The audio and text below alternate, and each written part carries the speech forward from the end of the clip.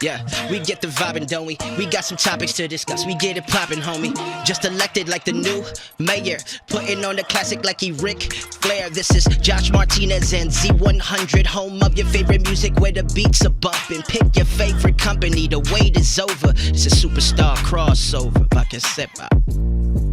Hey, yo, it's Z100, New York's #1 hit music station with the newest wrestling podcast on iHeartRadio, the Superstar Crossover. I'm Josh Martinez with my guest, Zelina Vega. What's going on, girl? Oh, nothing really. How are you? I'm chilling, man. Listen, I'm gonna just get straight to the point. You made me cry 3 different times at Backlash, girl. So I can't even imagine what that feeling was like for you, because as somebody who grew up in Brooklyn and Staten Island, 100% Puerto Rican, aside from Savio Vega growing up, not that much representation, what that feeling must have been like for you that whole week leading up to the event. What was it like, yo? Oh my God. I still feel like it was a dream almost. I have to keep checking my room. I'm like, I did really get this LWO tattoo, right? Like this is real.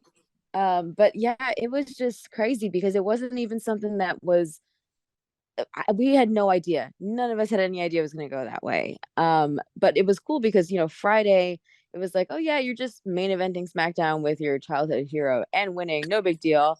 And then getting matching tattoos with him later that night, and then having that moment Saturday. It was just everything I think 8-year-old Thea could have possibly wanted in life. Yo, and I gotta say, what was that feeling like to see the LWO shirt for the first time? Pero the Puerto Rican version.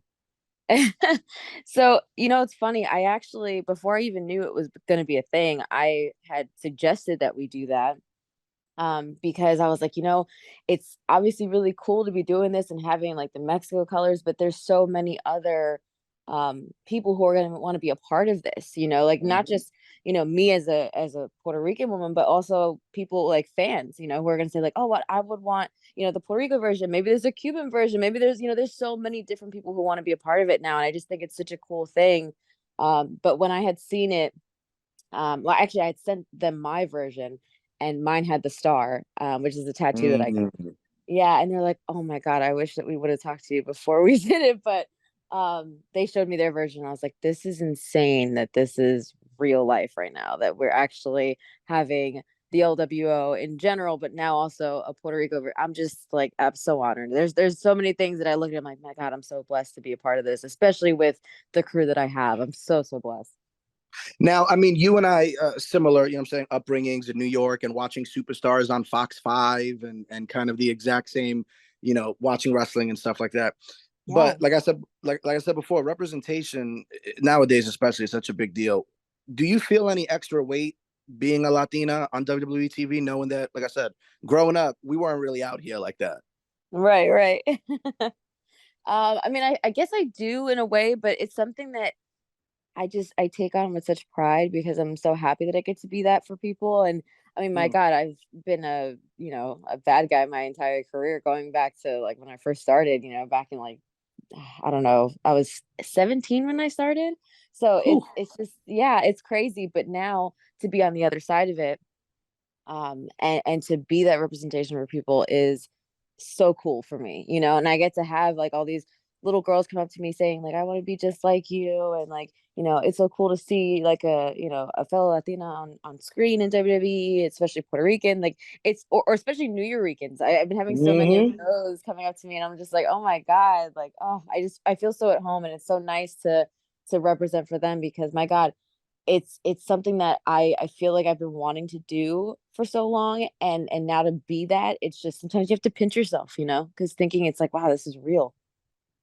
And I think that is dope nowadays, talking to superstars like yourself and kind of getting to know the person a little more, because, talking to Karrion Kross, fellow NuYoRican, a lot of people don't realize that, or Cody, who's half Cuban, to see like-minded people, fellow Latinos, and it doesn't have to be as blatantly in your face as Savio Vega or Razor Ramon, because growing up, I dead ass thought he was Cuban, and he wasn't. You know what I'm saying? Yeah. So I guess technically you're still Queen Zelina in theory, right? Because technically, yes. What were there any like set plans where they were like, all right, you're gonna go over, and then boom, here's the story? No, actually, not necessarily. It was one of those things where, for me, I never really believe something until it's happening. Mm. So until I actually was sitting on the throne, holding the crown in Saudi Arabia, like hearing my name as Queen Zelina, that's when I believed it. And I was like, okay, this is real. And then when I got to the back, um, all I remember seeing is just people clapping, and then Vince telling me, like, you've always been a queen, but now it's official. And I'm like, that's really crazy. Like, only, just Vince McMahon, like telling you that. That's just it's wild. But there wasn't any set plans. There wasn't even the stuff that happened with me and Carmella. Like, it wasn't, none of it was Mm. planned. But especially with her, it happened so organically, and I liked that because with her and I, we had planned, once we actually did get together, we had some ideas as far as, like, do you remember when Eddie and Chavo were doing like a bunch of really cool, like, funny vignettes back in the day? Yeah, yeah, yeah. That was kind of our ideas as to like where we wanted to Oh. take it and stuff. So yeah, there was a lot of things, and who knows, what ends up happening in the future. But that's just like some of the places that we wanted to go and wanted to take it. And I mean, who knows, but no, none of it was planned. Nothing really came to, hey, this is actually happening, until like maybe a week before anything happened. So no, it was very organic, all of it. Listen, I am based in New York City. You grew up in New York City, so I got to hit you with a little bit of this or that New York City version. You ready? Oh, okay. All right, train or bus? What would you rather be on? Oh, train. Your bacon, egg, and cheese. Is it on a bagel or a roll? A bagel. Yankees and Mets. Yankees. Jets or Giants? Giants. Knicks or Nets? Knicks. Chinese food or pizza? Pizza. Pool or a beach? Pool. Yellow rice or white rice? Yellow. Chun-Li or Cammy? Oh, Chun-Li. So talk about this Street Fighter thing that you got popping off, girl, because this is kind of dope for someone who loved Street Fighter growing up. That was such a cool transition that you just did. I was expecting that. They don't give these jobs to chimps, baby.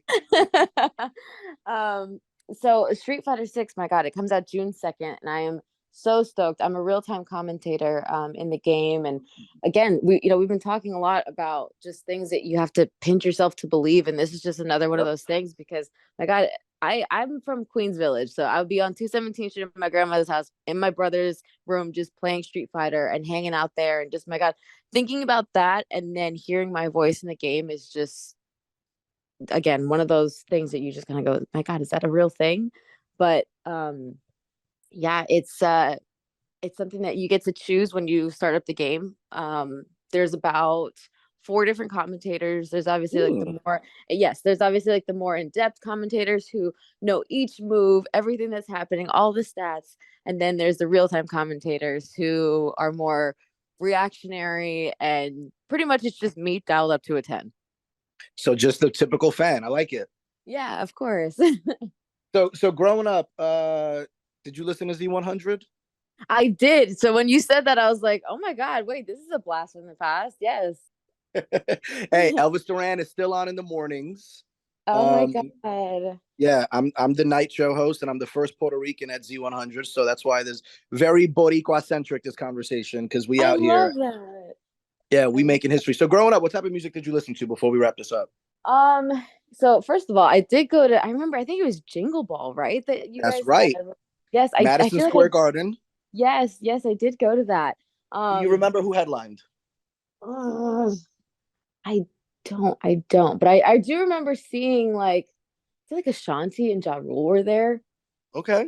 Yes, it was a long time ago, but oh my gosh, I don't really remember who headlined it. It was so long You know ago. what this means. Listen, I'm just putting it out there. This means that in this December, when we have our next Jingle Ball, you come through, you hang out, but you get like the VIP treatment at our Jingle Ball. And I know WWE is listening to this. Yeah, always run a show around Christmas, so it could be cross promotion for that show too. Boom, we That'd out be here. cool. I love that. Yes, let's do that. I feel like we just gotta have an LWO pull up and just do this.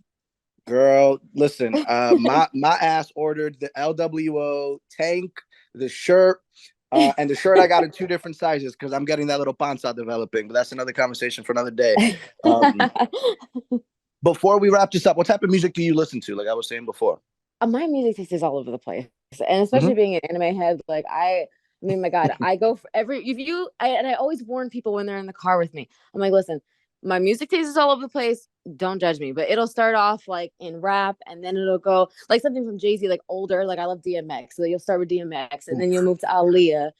Because Aaliyah was my everything. I love her. And then you'll hear Nicki Minaj, and then you'll hear Yosabi, who's a Japanese singer. Sure, why not? So it's all over the place. It's all over the place.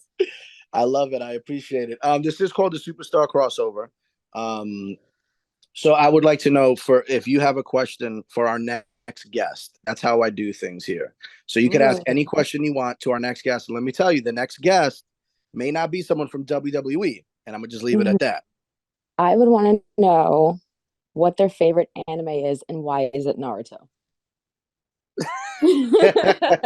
Listen, I got a cousin named Paul who's obsessed with anime, and he's been trying to get me on the train, and I can't do it, dog. What do you mean? No, you can't do it. I can't, man. I'll leave that to you and him to converse one day, and I'll see it on the Twitter machine. But I'm good over here on that. Yeah, I tried. Yeah, we'll see. We might end up convincing you. Who knows? I always tell people you need to watch at least 5 episodes of Naruto to decide if it's for you or not. If you do, then you're like, it's not for me. That's fine. But usually by 5 episodes, people kind of know. I'm going to give it 5. And by 5.5, I'm going to tweet you. One more time, Zelina Vega. Appreciate you coming through, girl. Thank you. Thank you so much. This means a lot to me. I appreciate it.